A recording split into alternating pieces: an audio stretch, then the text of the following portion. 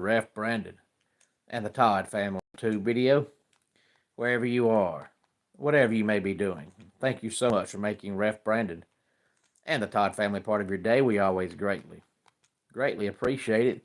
If you jump on here live, feel free to leave a comment in the comment section down below. Make sure you like the video, give the video a thumbs up, and share the video on all social media platforms.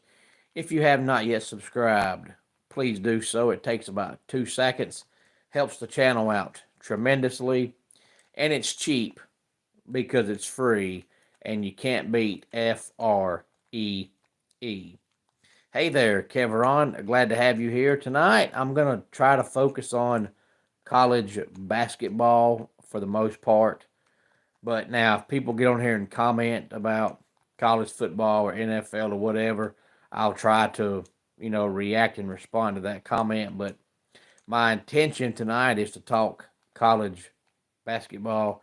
I know I've been college football heavy the last couple of weeks because of the transfer portal and the early national signing day and the head coaching carousel and all that kind of good stuff. And the bowl games are now starting. But I want to talk some college basketball tonight because earlier today, the brand new college basketball AP poll came out. And it's funny because right now, the college basketball world and the AP poll, if you look at it, is dominated by SEC teams. And at one time, the SEC was a complete laughing stock in basketball because it was Kentucky and everybody else. And then the couple years the Florida Gators won the national title in basketball, you had Florida and Kentucky and everybody else. But now that conference is really, really, really good. And it's a little easier to gauge how good a conference is in basketball as opposed to football because you play so many more games in basketball. So therefore, the competition's better because there's so many more teams that you're playing. I mean, in football, outside of your conference games, you really don't have a lot of extra games to play, especially if you have your rival, which for most teams is a non-conference game, and then every team has those one or two, pancake games that you always play to basically pay the other team to come lose to you. So you really only have one, maybe two games in college football outside of your conference.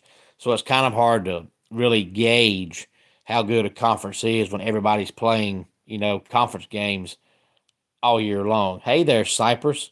Glad to have you here. But in college basketball, I mean, you play 18 conference games, but you also play, depending on the team and how many games you play, usually between 12 and 13 non-conference games. So it's really funny to see the SEC dominating right now in college basketball. And Cypress, I don't play any sports professionally and never did. I was too sexy when I was in school to mess up this pretty moneymaker of a face I've got here.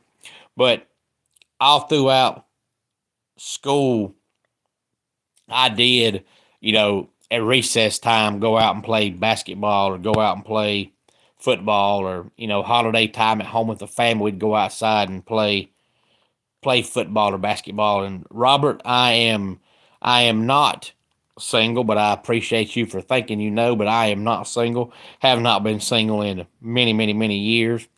But I never did play professionally or when I was in school because I hated school and I didn't want to have good enough grades to play because I hated school. But I've always loved sports, but I don't think I would have been good enough to play at the pro level if I'd have wanted to. But I didn't want to have good enough grades to play. And good luck on helping your dad to fix his car. Thanks for stopping by. If you have not yet subscribed Cypress, please do so. I'd greatly appreciate it. But Tennessee right now is the number one team in America in the world of college basketball, followed by Auburn, Iowa State, Kentucky, and Duke. And speaking of Iowa State, the Iowa State Cyclones just signed their football coach, Matt Campbell, to a new contract that I believe runs through 2032, if I'm remembering correctly. So in the top five, we have Tennessee, Auburn, and Kentucky, all out of the SEC. Then we have Alabama, Florida, Kansas, Marquette, and Oregon. And if you're one of those people that doesn't really watch college basketball until conference play starts or until February or until March, you're missing out because there's been some amazing, amazing college basketball games the first few weeks of the season. People always try to say, oh, those games don't matter. Oh, those games ain't important. And that's one of those things that we as fans say sometimes. Just like in college football, we always say when rivals play each other, we'll say, throw the record books out. It's a rival time. But the reality of it is that's just something that fans say. But those rivalry games, just like any other game, 95% of the time, the record books do mean something because the better team most of the time wins. Well, we as fans say these games don't mean nothing, and they don't as far as tournament wise, because as long as you play good in your conference and finish top five, top six, you're in the tournament. But to the players, you can't watch these games and tell me these games don't mean something to the players. And I feel like if the players care, then we as fans should care. Hey there, Morgan. Thanks for stopping by. No matter where you are, I've had people from Abu Dhabi, Brazil, Egypt, I want to say Africa, and Trinidad and Tobago, and I'm trying to think where else. And you're in Egypt. Well, nice to have you here from Egypt. And hello there, Danner. Glad to have you here as well. And Morgan, I tell you, like I tell everybody else, no matter where you live and no matter what you like, there's something for everybody here on this channel because I do mainly talk sports, but I do top 10 countdowns sometimes that have nothing at all to do with sports. But if you've got kids or grandkids or family that's small, they can watch this channel as well because I don't use foul language. I've never used vulgar language. And if I talk about a player having a bad game or a bad season or a bad year, I'm only talking about it on a professional level from them playing the game. I don't attack people. I don't threaten people. I don't do anything like that. But I try not to talk about a lot of real life stuff. If I do, I try to do it from a comedic standpoint because I want this to be a channel and a place where we can all go, hang out, have fun, comment when I go live. But I don't want nobody disagreeing. I don't want no hard feelings. And a lot of times when you talk real life stuff, that kind of thing happens. And I don't want that. I want everybody to get along. And we've gotten to the point in society to where now if you say something that somebody don't agree with, instead of just saying, well, we can disagree and still be friends, it's, oh no, you don't like what I say, we're not friends no more. And I don't want that. I want everybody to be friends and get along no matter who you are, where you're from, what you believe. None of that should matter. We should all be friends and get along. But I'm mainly a sports guy anyway, all my life. All I've ever really focused on and put effort into and energy into for a long-term process is sports. I can watch a TV show once or twice and I'll quit watching it. I'll watch a movie and then I won't watch one for the next 6 months. I don't play video games. I don't play board games. I have too many small kids to be sitting around playing video games and board games. I ain't got enough free time to do that. But really the only thing that I really put a lot of effort into and really care about is sports. And I feel like it would be disingenuous for me to come on here and do a 20-minute video talking about some movie I ain't never seen. So I try to be as genuine as possible and as transparent as possible. And the most honest I can be is talking sports. If I tried to talk something else, it'd be something that I didn't know much about. And to me, that's disingenuous to do a video and try to pretend like I know something that I know nothing about.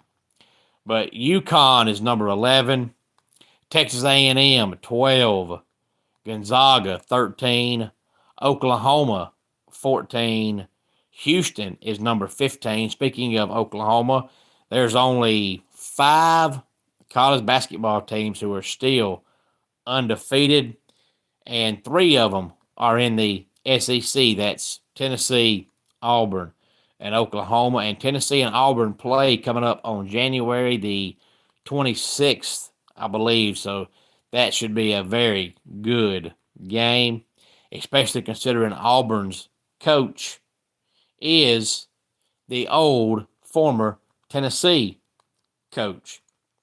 Then we have Purdue, Ole Miss, UCLA, Cincinnati, and Michigan State. And then 21 through 25, we have Memphis, Dayton, San Diego State, Michigan, and Clemson. And it seems like Dayton has been slowly but surely getting better and better every year. So I'll be interested to see if they can make any kind of a run when March gets here and it's actually time for the big NCAA basketball tournament. They call it March Madness, but it really goes into April. So I try to call it the basketball tournament and not March Madness, because even though it starts in March, it goes into April. But any thoughts on any of this, please feel free to let me know. I appreciate all of you that come on here tonight and commented. I always enjoy reading the live comments as I go, but you can always go back and comment. Even if I'm not doing a live video, you can still get on the YouTube channel and comment anytime you would like. I always enjoy reading the comments. As long as I know it's from a real person and not from a robot, I try to comment to all the comments that I get. Hey there, Mr. ICT. Glad you're here. I am from Georgia. That is where I was born and raised, so I am a true Southerner. Anybody that knows me knows that, but I don't talk about it a whole lot here on the channel. I don't feel like me getting on here and just doing a long diatribe on where I'm from really benefits anybody, because it doesn't tie in to the world of sports in any way, shape, or form, especially considering the only team in Georgia that I like in any sport is the Braves. So it's not like I come on here and I'm a Georgia homer in sports, because I'm not. I'm a Braves fan. They're the only team in Georgia I like, but even as a Braves fan, I'm not a Braves homer. I talk about them sometimes, but I don't pick them to win the World Series every year.